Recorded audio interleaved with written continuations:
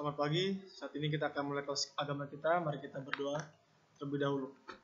Bapa di surga, saat ini kami akan mulai kelas kami akan membaca firman Tuhan dan mempelajari kebenaran.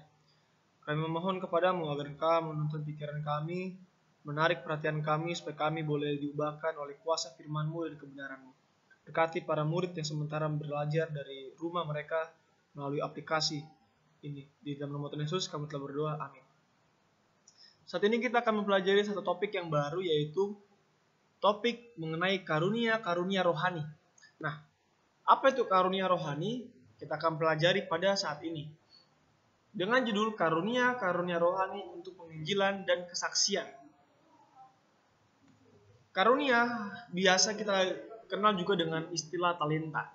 Nah, kita juga sebagai manusia hidup di bumi ini memiliki paling tidak satu talenta. Tidak ada manusia yang tidak memiliki talenta di dunia ini. Saya dan kalian lahir di dunia diberikan karunia atau talenta oleh Tuhan. Dan semua talenta harus digunakan untuk penginjilan dan kesaksian. Atau memberikan kabar keselamatan kepada orang-orang. Apakah karunia rohani itu? Karunia rohani merupakan perlengkapan khusus yang diberikan kepada setiap orang atau setiap anggota agar digunakan untuk kemuliaan Allah dan untuk menyelamatkan jiwa-jiwa. Kita sebagai umat Allah harus menyelamatkan orang-orang yang belum mengenal Tuhan supaya mereka mengerti dan menerima keselamatan yang diberikan oleh Tuhan Yesus Kristus. Karunia-karunia rohani. Siapa yang memberikan karunia rohani ini? Siapa yang memberikan karunia ini? Mari kita perhatikan.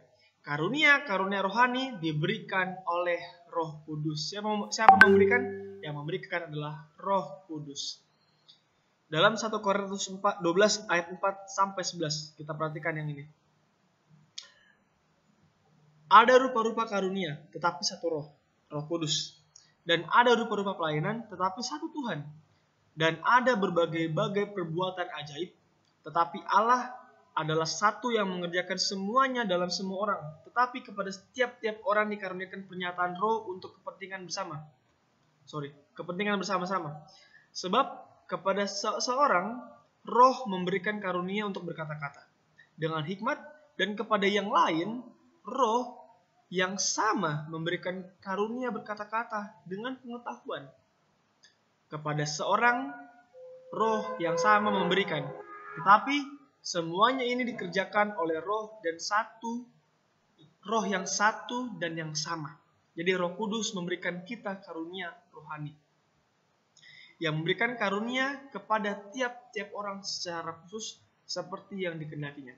Nah, dalam Kisah Para Rasul pasal 1 ayat 8 mengatakan, selain itu Dia atau Roh Kudus memberikan kepada kita kesanggupan untuk menggunakan karunia-karunia rohani tersebut. Jadi karunia rohani diberikan oleh Roh Kudus untuk melakukan pekerjaan pelayanan. Nah, siapa yang menerima karunia ini? Siapa? Perhatikan ini, yang menerima karunia rohani adalah setiap orang yang menerima perintah agung Injil. Sebagai seorang yang diberi mandat atau perintah penginjilan kepada kita semua, diberikan tugas penginjilan untuk diperlengkapi oleh Roh. Nah, jika kita mau terlibat dalam tugas penginjilan ini, kita akan dikaruniakan karunia rohani. Kalau tidak mau menerima tugas penginjilan, kita nggak akan diberikan karunia rohani. 1 Petrus 4 ayat 10. Petrus berkata bahwa setiap orang yang telah menerima paling tidak satu karunia rohani, nah, ini layanilah seorang akan yang lain sesuai dengan karunia yang telah diperoleh tiap-tiap orang. Kalau kita telah menerima karunia itu, kita harus melayani sesama manusia untuk memuliakan nama Tuhan. Nah, apakah Allah memberikan karunia rohani itu? Nggak kelihatan ya. Selanjutnya,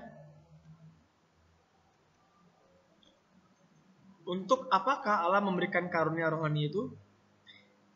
Untuk mengabarkan Injil. Kita diberikan karunia rohani yaitu untuk mengabarkan Injil. Mengenai pekerjaan gereja dalam penyelamatan jiwa, Tuhan tahu apa yang dibutuhkan setiap jemaat dan di setiap waktu. Dia memberikan karunia yang diperlukan oleh masing-masing kita, sehingga kita dapat menjadi bagian dari pekerjaan penginjilan dengan cara yang bermanfaat. Ini dia karunia-karunia rohani. Dalam Efesus 4 ayat 11, rasul, ada yang menjadi rasul, karunia menjadi rasul, karunia menjadi nabi, pengajar, gembala-gembala, dan penginjil. Itu karunia. Dalam Roma 12 ayat 6 dan 8 sampai 8, ada karunia melayani, karunia menasihati, mengajar, menyumbang aja itu adalah karunia. Karunia memimpin, karunia kemurahan. Murah hati maksudnya dia royal, suka memberi bantuan. Selanjutnya dalam 1 Korintus 12 ayat 7 sampai 10. Inilah karunianya. Ada karunia hikmat, pengetahuan, bernubuat, iman adalah karunia, menyembuhkan, mengadakan mukjizat, memberikan pengetahuan, membedakan berbagai-bagai roh, berbagai bahasa, dan menafsirkan bahasa. Selanjutnya ada karunia rasul, pengajar, nabi, menyembuhkan, mukjizat, melayani, memimpin, dan berbagai bahasa dalam 1 Korintus 12 ayat 28. Kita perhatikan di sini. Daftar Paulus tentang karunia-karunia rohani bukanlah daftar yang tertutup. Tidak diragukan lagi, ada banyak karunia yang belum tercantum di situ.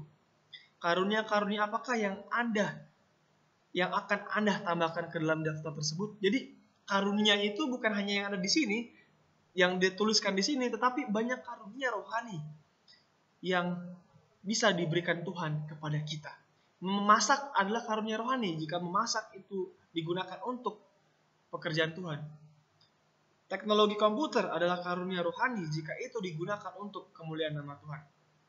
Semua karunia-karunia itu sangat penting untuk misi gereja. Misi gereja adalah menyelamatkan jiwa-jiwa. Nah, Roh Kudus membagikan karunia-karunia kepada tiap-tiap orang secara khusus seperti yang dikehendakinya. Dalam 1 Korintus 12 ayat 11. Karunia apakah yang dia telah berikan kepada saya? Apa karunia yang kita telah miliki oleh pemberian Tuhan? Nah, semua manusia tidak menerima karunia yang sama. Tetapi untuk setiap hamba Allah, beberapa karunia roh dijanjikan bagi mereka. Kita nggak memiliki karunia yang sama. Ada yang bisa nyanyi, tetapi saya nggak bisa nyanyi. Saya bisanya ngapain? Saya bisanya belajar bahasa. Saya bisa menginjil kepada orang Inggris, orang Afrika misalnya. Karunia itu berbeda-beda, tetapi untuk tujuan yang sama. Dapatkah saya mengenali karunia-karunia rohani yang telah diberikan kepada saya? Nah, kembalilah dari kemuluk-mulukan rohanimu dan praktekkanlah kasih, karunia, kerendahan hati. Singkirkan setiap prasangka jahat, atau pola pikir jahat itu harus disingkirkan, dan bersedialah untuk melihat nilai dari karunia-karunia yang Allah telah berikan kepada saudara-saudaramu. Selanjutnya, manakah yang merupakan hasil dari tidak menggunakan karunia-karunia saya? Nah, ada dampak kalau kita tidak menggunakan karunia rohani kita. Ada konsekuensinya. Konsekuensinya adalah tetapi mereka yang egois menggunakan karunia-karunia Allah untuk diri mereka sendiri, membiarkan kebutuhan sesama mereka tanpa pertolongan. Kita nggak mau membantu sesama kita dengan karunia kita, dan tidak melakukan apa-apa untuk memajukan pekerjaan Tuhan, tidak mau bekerja untuk Tuhan di dunia, tidak menghormati Sang Pencipta mereka. Mereka yang tidak menggunakan karunia mereka adalah mereka yang tidak mau menghormati Tuhan. Merampok Allah telah tertulis di depan nama-nama mereka di dalam buku-buku surga. Jadi orang yang nggak mau menggunakan karunia-Nya, talentanya, dia telah merampok Allah karena Allah telah memberikannya, dan dia telah menghujat dan menghina Allah. Nah, kita perhatikan sini, Allah mengharapkan setiap orang menggunakan karunia dengan cara yang akan memberinya sebuah peningkatan pengetahuan tentang Allah dan akan memungkinkan dia untuk membuat kemajuan, untuk menjadi lebih baik dan lebih halus, dimuliakan dan dimurnikan. Tujuan Tuhan memberikan kita talenta adalah supaya kita memuliakan Tuhan dengan talenta kita. Percuma kita jago nyanyi, tetapi suara kita hanya untuk kepujian diri kita sendiri. Itu percuma dan Tuhan dipermalukan. Slide terakhir kita. Masing-masing dari kita, tolong kita baca di sini, slide kita sebagai kesimpulan kita. Masing-masing dari kita harus mengenali karunia rohani kita dan bagaimana kita dapat menggunakannya dalam pekerjaan gereja. kita punya talenta